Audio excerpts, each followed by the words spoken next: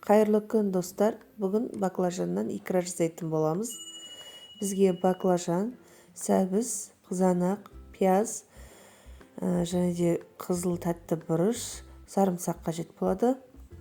Бәрін мен турап, күштен өткізіп дайындап алдым. Алдымен баклажанымызға 1,5 қашық тұз салып, жақсылап бұлғап, суын шығарып аламыз.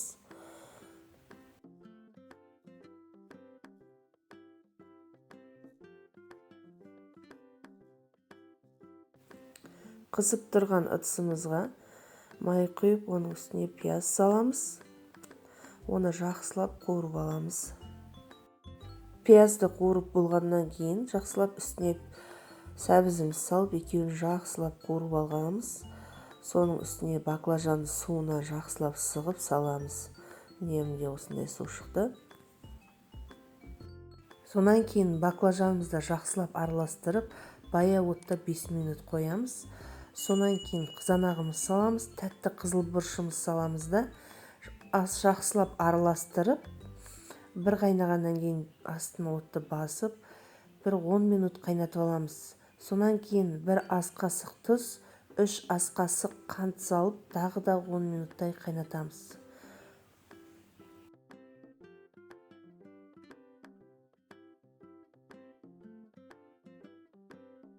Неке бізде 10 минут өтті. Үстіне күштен өткен сарымсағымыз салып, сосын уксусымызды 9% құйып, жақсылап араластырып, тағы да бір 3-5 минутқа қоямыз.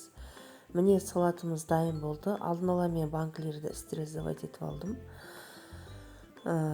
Баклажанымызды суын бәрін жақсылап құйып, толтырып бетімен дейін құйып, қақпағын жақсылап жабамыз. Сонан соң төмен қарай төңкелетіп, жылы жерде бір түн сақтаймыз, суығанша. Бұл баклажан икрасына ащы бұрыш салып жабуға да болады, ащы жақсы көретін жандарға. Неке достар, баклажанымыз дайын болды. Менде осынша банк шықты. Соңына шейін видеоны қараған болсаңыз, комментарий қалдырып, лайк басып, менің каналыма тіркелуді ұмытпаңыздар. Келесі кездескенше сау болыңыздар.